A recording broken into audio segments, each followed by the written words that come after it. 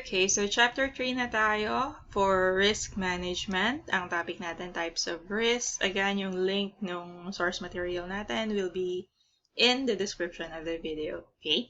So type of risk, first subtopic natin, time scale of risk impact. So ito, classification ng risk could be classified in many ways, pero yung main natin dito sa libro na to, hazard risk, control risk, and then opportunity risk. Yung hazard risk could be divided into many types of risk. Pwedeng risk to property, risk to people, and risk to the continuity of the business. Okay? Yung business naman, of course, they have properties and then they have people working for them. And then yung operations, diba? They have their resources. They're trying to continue their operations. Ayan. So, maraming, classification of risk. Pero again, nabanggit natin dun sa introduction. Yung classification ng risk, hindi walang universal, na applicable to all businesses.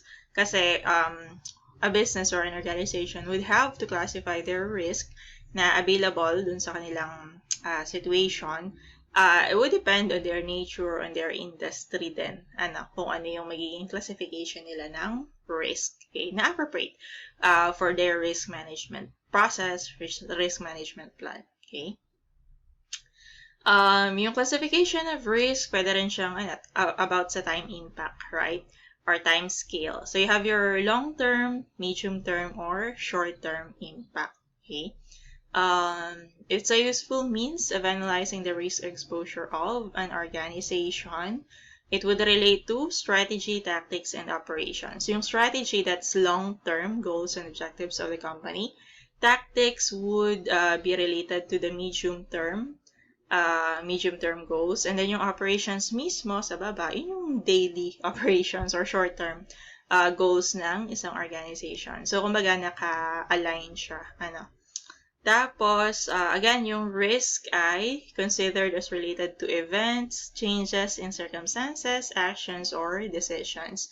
Essentially, event, treated as an event na kapag nangyari, it could either be bad or good for the organization. Okay. Yung long term, it would impact several years, up to 5 years or more. Long-term risk related, kaya siya related to strategic decisions. Kasi yung strategic, long-term din yung nature niya. Medium-term risk are often associated with programs or projects of work. Okay. Kaya siya medium-term lang. Okay. Yung mga projects naman, usually, di ba, after pagtapos na yung project, would take a year or 2 or up to 3 years maybe. Kaya siya naging medium term. So, pagtapos na, normally yung related risk doon is managed na rin naman and would have to be maintained lang so that they would not worsen. Okay? Then you have accidents at work, traffic accidents, fire, theft, all short-term risks that have an immediate impact. Okay? Hindi naman necessarily mangyayari, pero kumbaga, andun yung possibility every day na maaari silang mangyari. Okay? Tapos yung consequences kasi niya, it would be immediate din.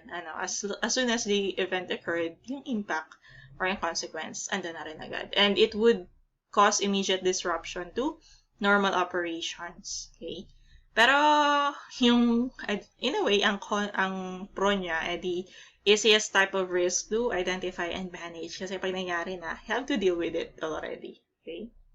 Ayan. Insurable risks are quite often short-term risk, although the exact timing and magnitude or impact of the insured events is uncertain. Okay? Example naman yan, accidents, fire, okay? Minsan yung theft, in-insure na rin. But for the most part, para siya dun sa companies na ang nature niya ay financial in nature. Diba? Like banks, ganyan. Yung mga tellers nila, they are insured. Merong bonds, na kapag tinakbo yung pera, pwedeng habulin. And of course, naka-insured.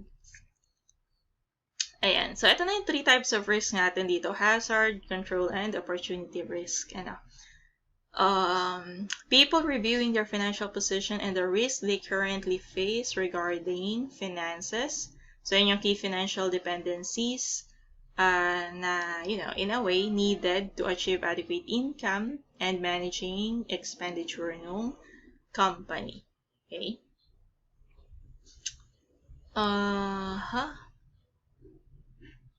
Okay. Diretso na tayo dito. I'm not sure why I highlighted that. Probably because these three types of risk could relate to the finances of the company. Ano? So yan, first is the hazard risk. Again, risk that can only inhibit achievement of the corporate mission and yung outcome is normally negative. And then, wide range of dependencies, diba, yung damage niya, breakdown, other threats, ganyan, would affect people, premises, assets, suppliers, information technology, use of technology, and then you have your communications. So, yan yung mga affected range of dependencies. Okay? Yung control risk naman, ito yung risk that cause doubt about the ability to achieve the mission of the organization. Kumbaga, it relates to the process. Yung control ng company, internal controls na ini-implement to ensure yung smooth operations. Okay? Example, internal financial control protocols is a response to a control risk. Okay? Kapag tinanggal yung control protocols, there is no way of being certain about what will happen. For example nga, yung segregation of duties. Iba ang tumatanggap ng pera sa nagre-record ng pera sa nagdi-disburse ng pera. Okay? Kasi kung isang tao lang gagawa niyan, madali lang na, ibulsa. Ilalagay sa bulsa, hindi ko na siya re-record para hindi nyo makita na binulsa siya ng taong yon. Okay? So, that's why merong segregation of duties. Tanggalin mo yung segregation of duties, ayan, expose kayo dun sa threat na yon, theft. Okay? Control risks are associated with uncertainty, hindi kasiguraduhan. And examples include the potential for legal non-compliance and losses caused by fraud. Okay? Legal non-compliance, ayan, kapag hindi mo rin chinek kung sumusunod ba sa laws and regulations yung inyong pag-ooperate ng business, ayan. So, maaring, di ba, pag na-audit kayo ng regulatory agency, asan yung ganito? Ba't wala kayong fire extinguishers? Ba't hindi kayo fire drill? Wala pala kayong fire permit from the fire department. Wala kayong clearance, ganyan. Okay. So, yan, makikita, and you could be penalized, right?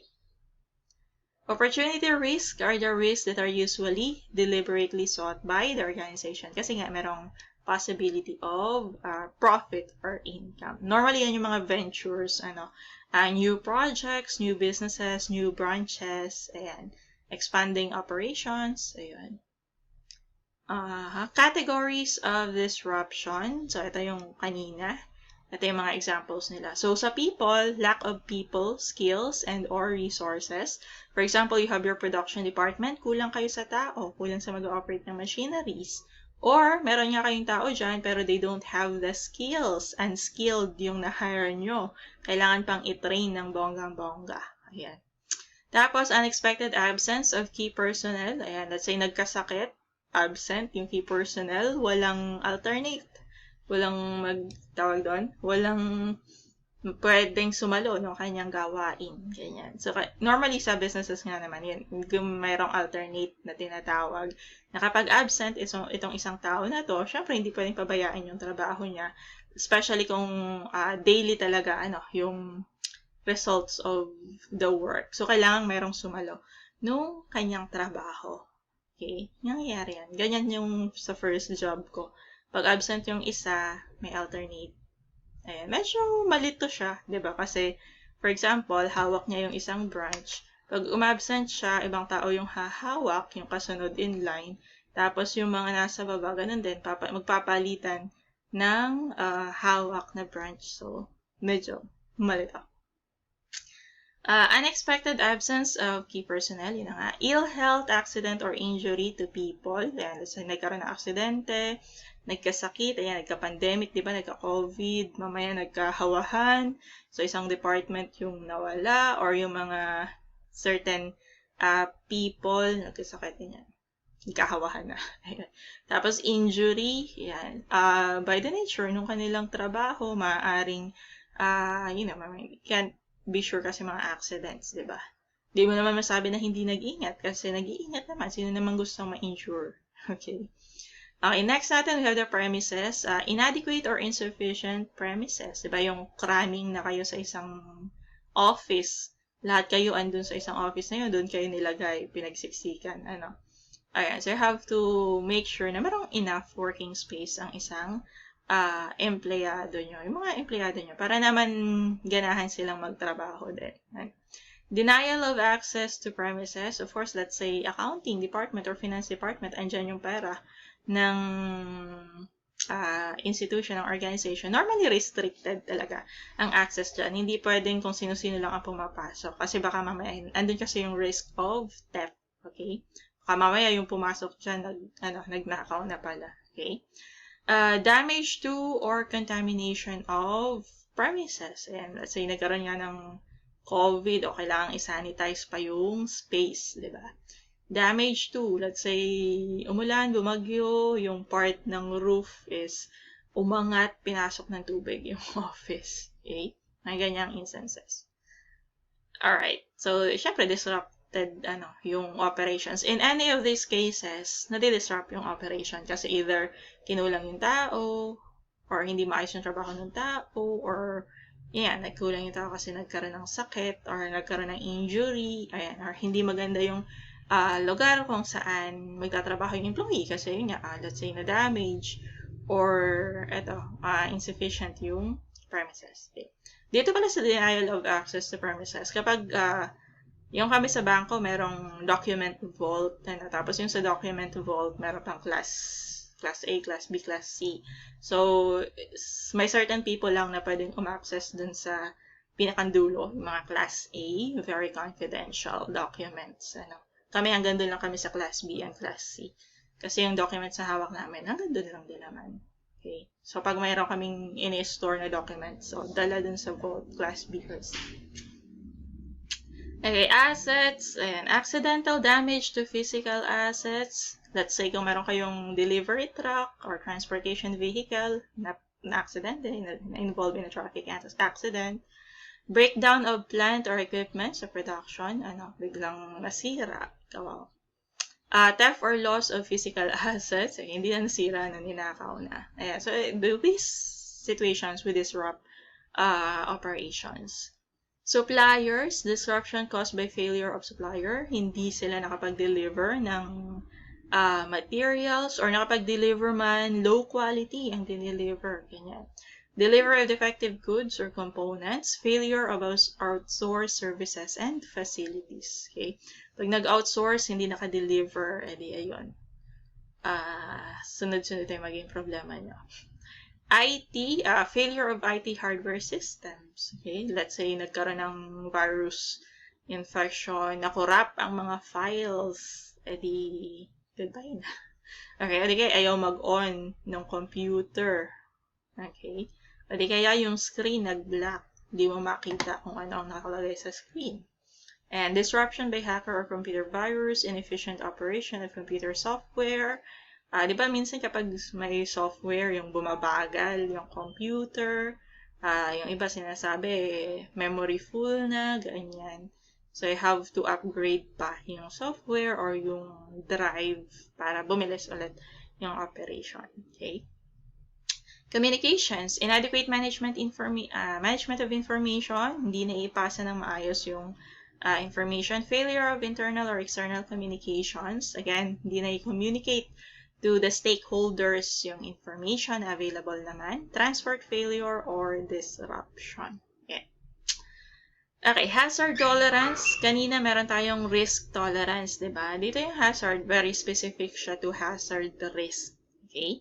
So, generally accepted, organization should be intolerant of this risk and should take all appropriate actions to eliminate them. Pero andun yung reality na you cannot fully eliminate the risk, especially hazard risk.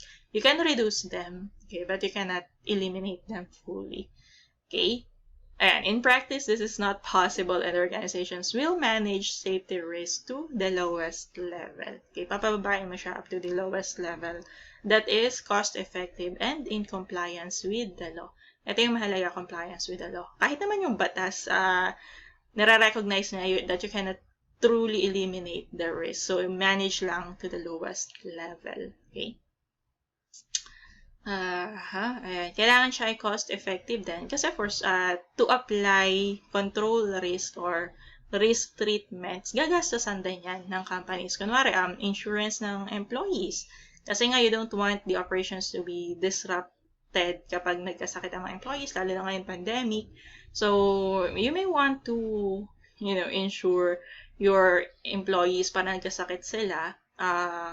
Syempre, tulong na rin naman ng company sa kanila na hindi sila magagastosan ng sobra sa hospital bills kasi sasagutin ng health insurance company. Ayan. But of course, cost-effective dapat. Okay? Hindi yung masasobrahan kayo sa gastos. Security standards. Ayan. Jewelry shop. Di ba jewelry shop? High-priced items. Tipong milyon. Isang piraso lang ng jewelry, million agad. So, kapag may nanakaw na isang tray, edi several millions. So, what they do is that they only allow a few customers at a time. Hindi pwedeng maraming tao dyan sa shop. Tapos, ay 1:1 ang tawag dito. Customer to sales representative or company representative. Para nakafocus talaga and nababantayan yung galaw ng customers. Okay? Hindi naman sa pinagdududahan kayo, pero ganun na. Okay? Na andun yung possibility that no matter who you are, andun yung possibility na since hindi ka naman kilala ng store representative, so pagdududahan ka talaga. Na baka mamaya nakawin mo yung chinecheck mo na item. Okay? Or di ba yung iba siniswitch, they bring in a fake jewelry, tapos pagpasok doon, patingin nga po nito, tapos, switch. Okay, so yung mga jewelry shop, they have that 1:1, tapos na CCTV din, tapos make sure na kita, of course, yung tawag doon, identification nung tao na kausap nila na para later on, pag na-discover nila na meron niyang theft or whatever, meron silang identification ng tao. Okay? This is in jewelry shops. Okay? The other one is in supermarket. Sa supermarket naman, hindi naman high-priced yung items. Normally, mga low price lang naman yan. So, minsan, hindi maiiwasan talaga na merong shoplifting, merong theft na mangyayari. Pero kung at a tolerable level siya, yung hindi naman masyadong significant yung amount, they could do away with stringent or strict security protocols. So, kumbaga merong acceptable level din. So, yung security nila, hindi rin naman ganun kahigpit. Na 1:1, di ba? Hindi naman pa pwede. Normally nga, pag nag-shop ka, walang nakabantay, di ba? Pero of course, there's CCTV, tapos may check-out din naman. And management of hazard risk. So, since itong hazard risk nga, it could disrupt operations, it could cause inefficiency, and kailangan ay avoided. Okay? They should be avoided. Hazard management is traditionally the approach adopted by the insurance world. Kasi nga, before, nung nagsimula ang insurance companies, ang insurable lang is yung mga hazard risk yan. Fire, life insurance, accidents, health insurance. Okay? So, ayan. Yun lang yung binanggit doon. Uncertainty acceptance. So, ito naman control risk. Kasi yung control risk, andun yung uncertainty na it could lead to something good or bad. So, you have to put controls or internal controls in place to prevent yung negative impact. Okay? So, when undertaking projects and implementing change, an organization has to accept a level of uncertainty kasi nga hindi natin alam ang mangyayari. So, dun sa management niya, so you have to identify the controls na maaaring gamitin ng company to reduce yung risk. I-implement yung controls na yon and respond to the consequences of any control risk materializing. Okay? Kasi although you have your controls in place, kapag na-realize nyo na hindi siya effective, you can change, you can improve on that. Diba? Biglang may controls in place kayo pero nananakawan pa rin kayo sa accounting. How so? So, you might have to put or to implement more strict or stricter controls. Nature of control risk and the appropriate responses depend on the level of uncertainty and the nature of risk. Okay, so yung considerations niya, level of uncertainty, gaano kayo ka-uncertain, and then yung nature of risk, kung financial yan, tapos kung significant ba yung amount. Okay? So, ito, kapag yung organization nag-undertake ng project, considerations kailangan ay delivered on time, within budget, and to specification ng customer. Okay? Yan yung mga kailangan ay maisagawa ng maayos. Okay? Delivered on time kasi nakasalalay dyan ng reputation, customer satisfaction. Tapos within budget, so kailangan kasi may profit pa rin. Pag nagawa yung isang project, merong margin, profit na mai-enjoy yung company. Hindi dapat lalampas dun sa budget yung magagastos ng company. Okay? And then yung to specification, it would relate pa rin sa customer satisfaction. And of course, diba, word of mouth, kapag nagustuhan niya yung product or yung project, edi would be word of mouth nga na sasabihin niya to others na meron siyang good experience with the company. Okay? So, ayan. Control management is the basis of the approach to risk management adopted by internal auditors and accountants. Ayan. Sa audit, di ba, we have internal controls. Sometimes, I'm not sure kung meron pang external controls na chine-check to make sure na yung processes nga and recording of transactions is in accordance with the accounting standards din. Ayan. Kasi di ba sa accounting, ang transactions kailangan ay supported by documents. Yung tinatawag natin na objectivity. So, kung supported by documents, we have to see na meron talagang documents na pinagbasehan yung transactions na yon. Kung meron kang record of transaction pero hindi namin makita yung document, that's already a red flag. Bakit naman naka-record dito pero wala ka namang document supporting that? How did you come up with this record? So, meron mga internal controls. Yun nga. One of them is recording based on documents. Kung walang document, wala dapat record. Okay? Although, of course, merong instances talaga na, let's say, diba, namasahe ka lang sa tricycle, sa jeep. Gastos yun ng company, pero, wala kang document na may ipakita. So, internally, they could provide petty cash voucher, small slip of paper na binigyan kita ng pampamasahe. Yung mga acceptable amounts naman, petty cash, maliliit na amounts lang. But for significant amounts of money, kailangan ay properly documented. Merong receipt, may invoice, may delivery, or kung ano man na document. Okay? So, ayan. Yung control management concerned with reducing the uncertainty associated with significant risk and reducing the variability of outcomes. Okay, so, kunwari, uncertainty, nangyari ba talaga yung transaction na yan or hindi? Diba? So, you can reduce the uncertainty by providing the documents. Ito po yung documents. Ayan, pwede nyo i-check dun sa other party, nagbayad talaga kami ng ganito for computers or nagbayad kami ng ganyan for the new machineries. Ganyan. Okay?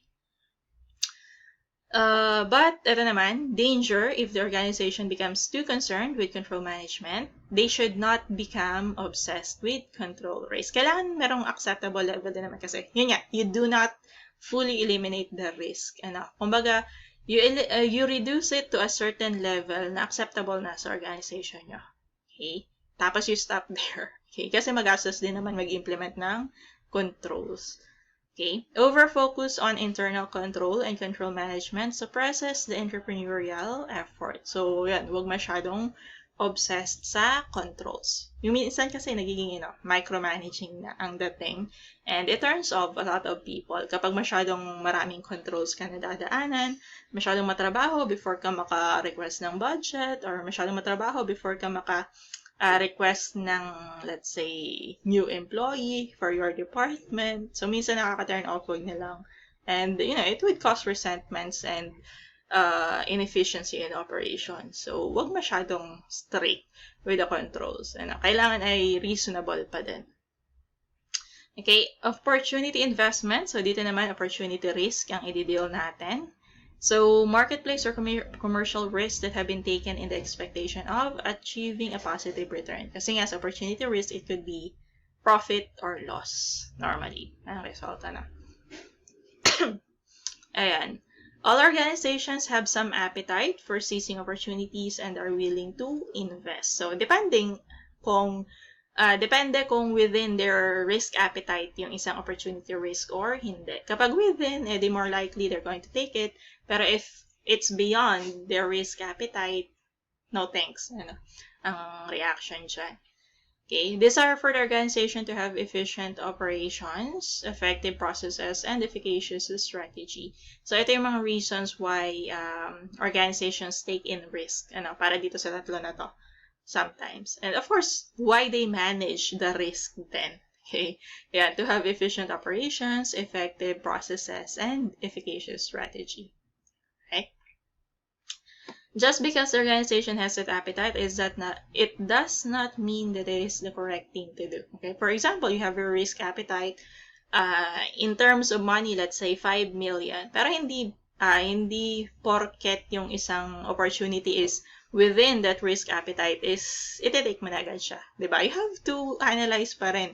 Viable ba or feasible ba yung venture na yan? Baka mamaya hindi naman maganda, walang potential yung product or service, so you're not going to take it just because it's within the risk appetite of the organization. And I have to properly analyze pa then.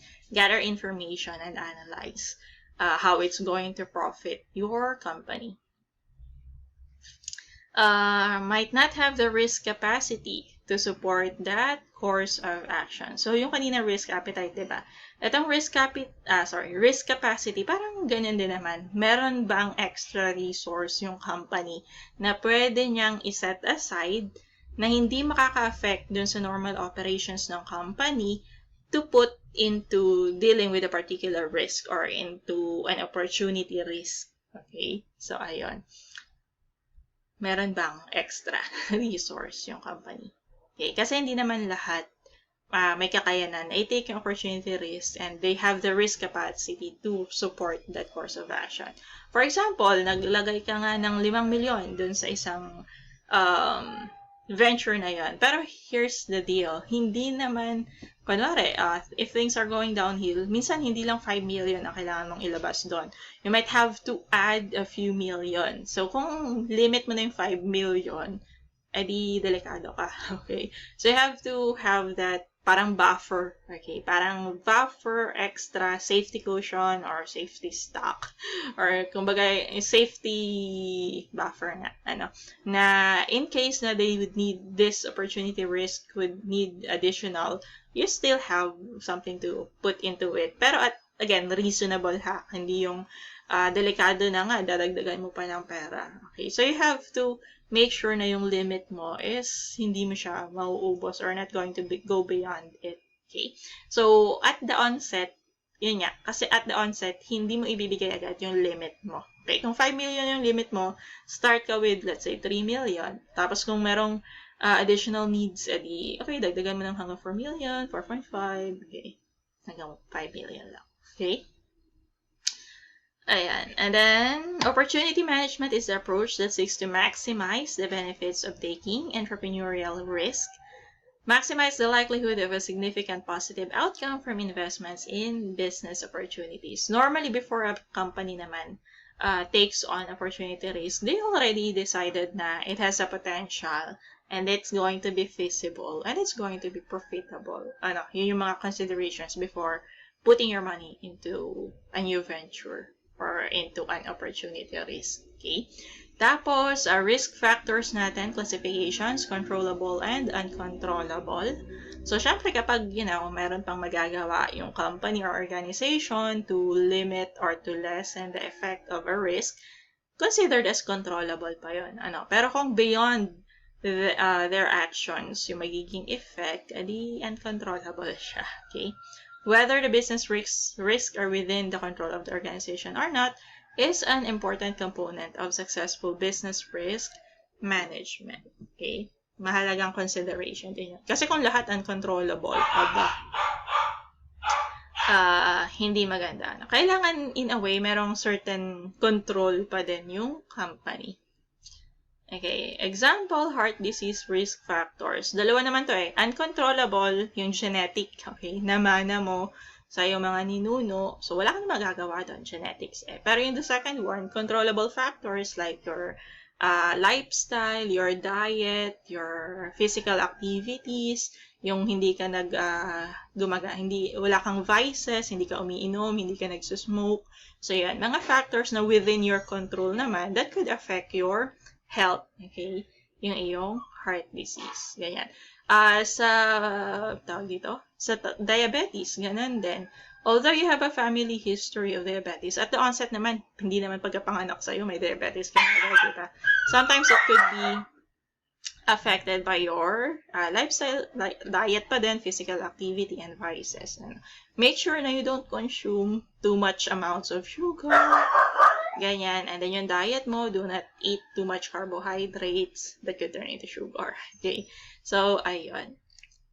So, ayan lang ang sa chapter 3 natin, types of risk. Tutuloy natin chapter 4 mamaya. Umiingay na rin ang araw. So, we'll end it here. Thanks and bye.